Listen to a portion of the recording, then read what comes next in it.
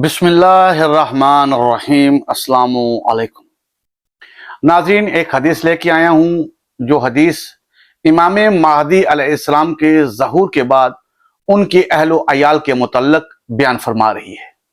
और यह हदीस जो है शेख तुसी अलैहिर्रहमा ने अपनी किताब अल गैबा के अंदर जमा की है। और इस हदीस का जो नंबर है वो नंबर है 488। ये 488 नंबर हदीस शेख तुसी अलैहिर्रहमा ने अपनी इस किताब अल गैबा में लिखी है, जिसका रावी सालेह बिन अबी असूद है।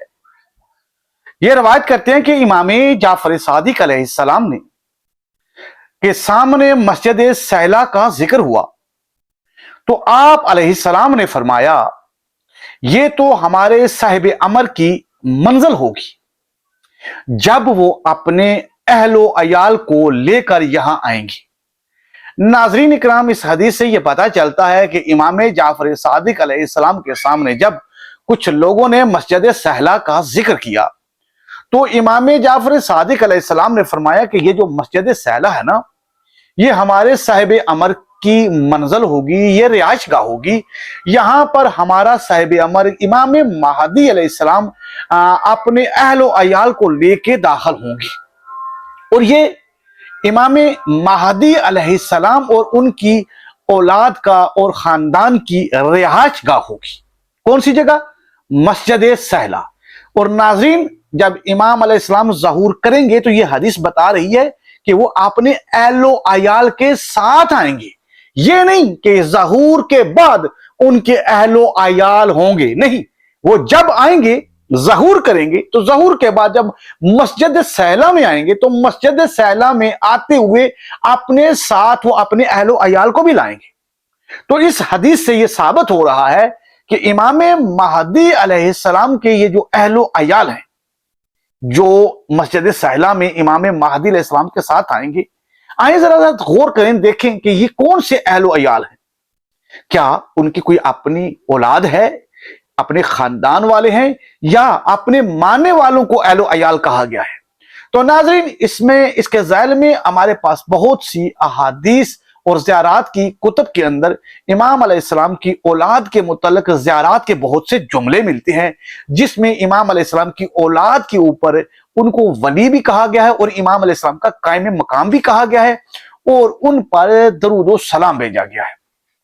तो इस हदीस के मुताबिक जो है और दीगर अहादीस के मुताबिक हमको ये महसूस हो रहा है, हो सकता है हम गलती हूं, हम ये दावा नहीं कर रहे, लेकिन इन अहादीस की रोशनी में ये पता चल रहा है कि इमाम महदी अलैहिस्सलाम जब ज़हूर करेंगे और मस्जिद सहला में जब तशरीफ लाएंगे तो बमा अपने अहलो अयाल के आएंगे। ये नहीं कि वो ज़हूर करने के बाद शादी करेंगे, फिर उनकी औलाद होगी और औलाद होने के बाद वो मस्जिद सहला में आएंगे, ऐसा नहीं मिल रहा। यहां यह मिल रहा है कि वो जब ज़हूर करेंगे तो ज़हूर के बाद जब मस्जिद सहला में आएंगे तो अपने अहलो अयाल के साथ आएंगे।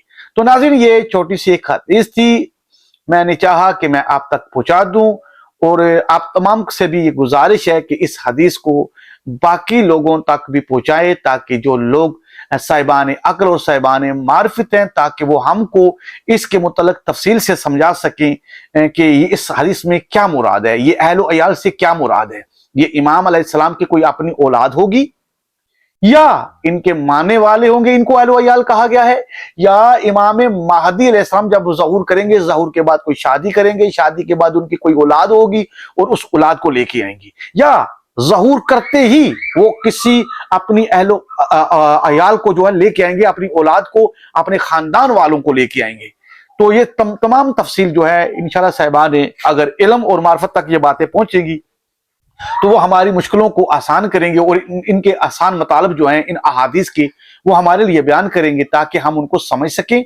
और अगर वो वक़्त आए, खुदा हमको वो वक़्त नसीब करे कि जिसमें इमाम महदी अलैहिस्सलाम का ज़हूर हो और ताकि हम उनकी भी ज़ियारत करें और उनकी औलाद की भी, और उनकी औलाद का एहतराम करें और उनकी औलाद का साथ दें और उनकी औलाद पर और इमाम अलैहिस्सलाम अपनी अपनी औलाद और माल को सब कुछ कुर्बान करें। तो दुआ में याद रखिएगा। अस्सलामु अलैकुम। तो फ़या अली अलैहिस्सलाम मदद।